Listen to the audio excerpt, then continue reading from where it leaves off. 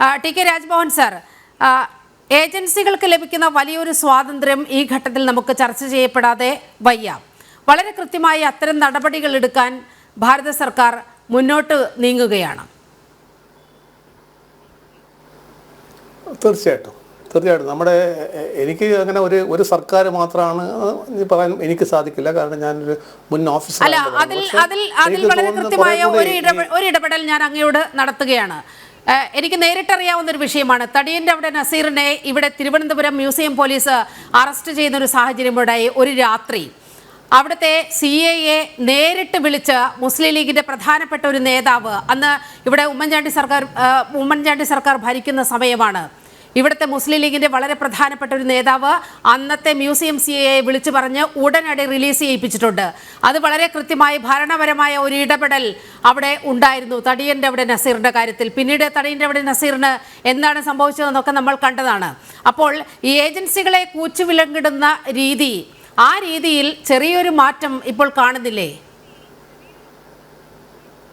അല്ല, അതിപ്പോൾ മാഡം ഈ തടിയൻ്റെ നസീറിൻ്റെ കാര്യം പറഞ്ഞല്ലോ. തടിയൻ്റെ നസീറിനെ അറസ്റ്റ് ചെയ്തത് ഞാൻ NIA-യിലുണ്ടാകുമ്പോൾ ഞാൻ അറസ്റ്റ് ചെയ്ത് അന്ന് മുതൽ അയാൾ ജയിലിൽ കിടക്കുകയാണ്. അപ്പോൾ ഏജൻസിൻ്റെ സംസ്ഥാന മേ ബി ശരിയായിരിക്കാം. കാരണം അപ്പോൾ നമ്മളൊരു ഏജൻസിയെ കുറ്റപ്പെടുത്താൻ ഞാനാണല്ല. കാരണം വെച്ചാൽ ചില സമയം ഈ ലോക്കൽ ഓഫീസർമാർക്ക് വേറെ വല്ല പ്രഷറുണ്ടാവുമായിരിക്കും സ്വാഭാവികമായിട്ട്. പക്ഷേ ഒരു പാൻ ഇന്ത്യ ഓർഗനൈസേഷനിൽ വർക്ക് ചെയ്യുമ്പോൾ സ്വാഭാവികമായിട്ടും നമുക്കതിൻ്റെ ഒരു ബാക്കപ്പ് ഉണ്ട്. ആ ബാക്കപ്പിൽ ഇന്നത്തെ ഗവൺമെൻറ് കുറച്ചുകൂടെ സ്ട്രോങ് ആണെന്ന് എനിക്ക് പറയാം. That you can tell. അതായത് പിന്നെ ഈ ഒരു പാൻ ഇന്ത്യ ഓർഗനൈസേഷനിൽ വർക്ക് ചെയ്യുമ്പം ആ ഓർഗനൈസേഷനിൽ പ്രൊഫഷണലിസം ഉണ്ട്. അത് ആ പ്രൊഫഷണലിസത്തിൽ ഇപ്പം നമ്മുടെ ഏത് ഏജൻസി ആയാലും ആ പ്രൊഫഷണലിസത്തിൽ വളം ചേർക്കാൻ വേണ്ടി ആരും അനുവദിക്കാറില്ല. പക്ഷേ സംസ്ഥാന പോലീസ് ആകുമ്പോൾ കുറച്ച് കോംപ്രമൈസൊക്കെ കുറച്ചും കൂടി ഡയലൂഷനും നടക്കുമായിരിക്കാം. പക്ഷേ ഇപ്പോൾ തടിയൻ്റെ നസീറിൻ്റെ കാര്യം പറഞ്ഞത് തന്നെ അയാൾ അന്ന് മുതൽ അയാൾ അറസ്റ്റ് ചെയ്തത് 2009 മുതൽ അയാൾ ഇന്ന് മുതൽ ജയിലിൽ കിടക്കുകയാണ്. അപ്പോൾ പല കേസിൽ നമ്മൾ കശ്മീർ തീവ്രവാദ കേസിൽ അയാൾ കൺവിക്റ്റഡ് ആണ്. കാലിക്കറ്റ് ട്വിൻ ബ്ലാസ്റ്റിൽ അയാൾ കൺവിക്റ്റഡ് ആണ്. നമ്മുടെ വേറെ ചില ബാംഗ്ലൂർ ബ്ലാസ്റ്റിൽ അയാൾ ഇൻവോൾവ് ആക്കിയിട്ടുണ്ട്.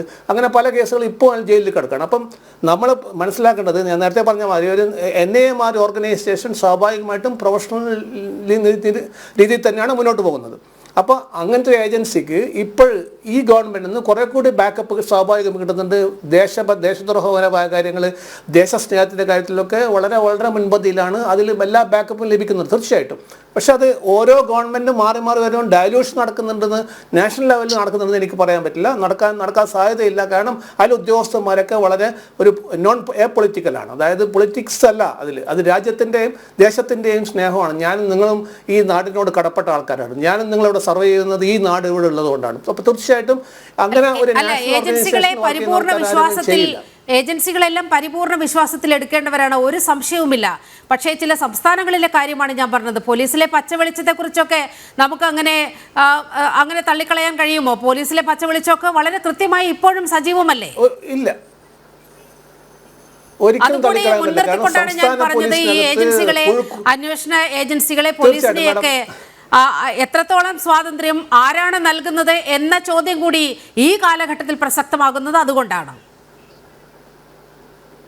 തീർച്ചയായിട്ടും ഈ പോലീസിന്, സംസ്ഥാന പോലീസിന് ഒരുപാട് പുഴുക്കുത്തുകളുണ്ട്. നമ്മുടെ ക്രെഡിബിലിറ്റി ബാധിക്കുന്ന തരത്തിൽ പെരുമാറുന്ന ഒരുപാട് ആൾക്കാരുണ്ട്. അത് അവർക്ക് വല്ല സ്ഥാപിത താല്പര്യമുണ്ട്.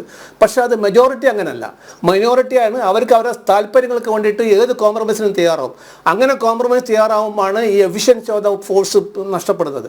അപ്പോൾ അത്തരത്തിൽ നഷ്ടപ്പെടുന്നതിന് പ്രധാന കാരണക്കാർ ഉദ്യോഗസ്ഥന്മാരാണ്. കാരണം അവർ അവരുടേതായ താല്പര്യങ്ങൾക്ക് വേണ്ടി ഇങ്ങനെ പല വിട്ടുവീഴ്ചകളും ചെയ്യുമ്പോൾ അതാണ് നേരത്തെ മാഡം പറഞ്ഞ മാതിരി ഇറക്കിക്കൊണ്ടുപോയിരിക്കുകയാണ്. പക്ഷെ അതൊക്കെ നമ്മളെ തീവ്രവാദ പ്രവർത്തനങ്ങൾക്ക്, ആൻറ്റി ടെററിസം ആക്ടിവിറ്റീസിന് കടിഞ്ഞാണിടുന്ന കാര്യമാണ്.